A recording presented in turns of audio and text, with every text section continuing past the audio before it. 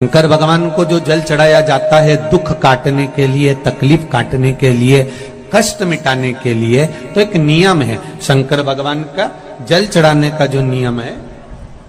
जैसे ये गौल जलाधारी है, यहां से पानी गिरता है, ये शिवलिंग है। ये दो जो भगवान का पानी जहां बहकर जाता है ये गोल में से, तो यहां जो स्थान है ये सीधे भाग पर गणेश जी विराजमान है, लेफ्ट भाग में कार्तिकेय जी है। बीच में एक मोटी सी लाइन होती है जहां सुख सुंदरी है। ऊपर से जो बूंद बूंद पानी गिर रहा है वो शंकर भगवान की 5 लड़कियां हैं, जया, विषहरा, शामलीबारी, दौतली और देव। जहां गोल भाग है, जहां शिवलिंग रखा हुआ है, ये माता पार्वती जी का हस्त कमल है, जिसको पीठिका कहते हैं। महाराज, जल चढ़ाने का नियम है, जब हमारे ऊपर दुख होता है, तकलीफ होती है, कष्ट होता है, बड़ी दिक्कत परेशानी होती है, तो हम जल चढ़ाते हैं। तो उस जल को चढ़ाने का नियम है, पहले गणेश जी का स्थान, कार्तिकेय का स्थान, अशोक सुंदरी की जगह, फिर माता पार्वती की पीठिका, उसके बाद जलाधारी को स्मरण कर कर जल धीरे धीरे शंकर भगवान पर छोड़ा जाता है। जब धीरे धीरे शिव जी पर जल चढ़ाएं, उसके बाद में आप अपने मन की कामना जब जल चढ़ाते जाएं और बाबा से कहते जाएं, बाबा रोज कामना कहने की जरूरत नहीं है, एक बार आप कामना करो और उसके बाद जल चढ़ाना प्रारंभ करो। और उसको कहना जरूर, तेरे दरबार से कोई खाली नहीं गया मेरे शंभू, मैं नहीं जानती, मैं तो इतना जानती हूं कि कंकर शंकर है और तू सुनता जरूर है। ब्रह्मा ब्रह्म लोक में है, भगवान विष्णु वैकुंठ लोक में है, पर मृत्यु लोक में मेरा देव अधिदेव महादेव है, मेरी सुनेगा जरूर। और बाबा से विनय कर कर आप आइए। जल चढ़ाने का नियम, अगर दुख है, तकलीफ है, कष्ट है तो ऐसे चढ़ा दो, और अगर मन कर रहा है डायरेक्ट शिव जी पे चढ़ाना हो तो तुम्हारी मर्जी, उसमें कोई मना नहीं।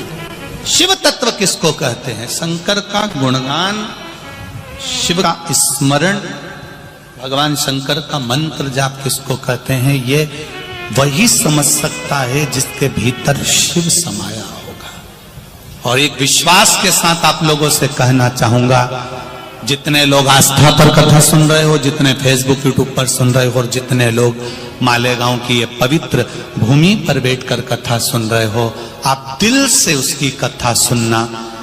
इस वाणी का, इस व्यासपीठ का एक शब्द हो सकता है हॉस्पिटल में पड़ा हुआ कोई व्यक्ति, कर्जे में डूबा हुआ कोई व्यक्ति, गलत व्यसन में पड़ा हुआ कोई व्यक्ति को आपके द्वारा निकली हुई वाणी से भी बाहर निकाल सकता है। जैसे उस मां को कहा किसी ने, सियोर वाला महाराज कहता है एक बार चले तो जा शंकर जी के मंदिर में, उसने पत्र भी लिखा। जब वो सियोर वाला महाराज कहता है, चिल्ला चिल्ला कर कहता है, एक लोटा जल सारी समस्या का हल, तो जा।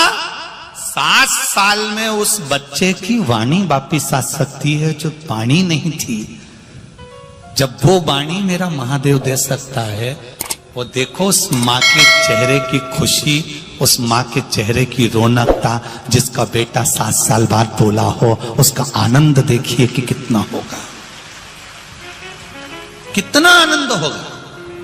एक बात और अच्छे से समझ लीजिए, जो बच्चे चिड़चिड़े होते हैं, चाहे घर में बेटे हों, बहुएं हों, सास हो, ससुर हो, परिवार में छोटे छोटे बच्चे हों, चिड़चिड़ प्रवृत्ति करते हों या चिड़चिड़ा स्वभाव हो, जरा जरा सी बात में क्रोध आ जाता हो, बोलने का भान नहीं रह पाता हो, शब्दों के बाण चलते हो, तो महाराज प्रदोष के दिन, प्रदोष काल में बेलपत्री के पेड़ के नीचे एक जो पत्ता आपके पास में हो, पान का मिल जाए तो पान का, पीपल का मिल जाए तो पीपल का, बेलपत्र का मिल जाए तो बेलपत्र का, उस पत्ते पर मात्र थोड़ा सा शहद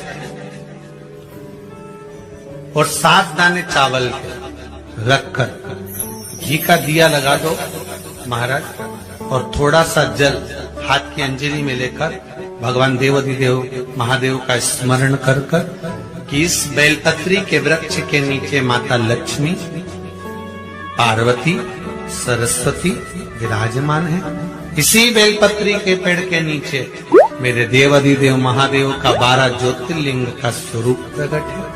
उनका स्मरण कर कर जल चढ़ा दीजिए और उसका स्मरण कर लो जो चिड़चिड़ प्रवृत्ति करता, क्रोध करता, जिसको बोलने का भान नहीं होता हो, सम्मान नहीं देता।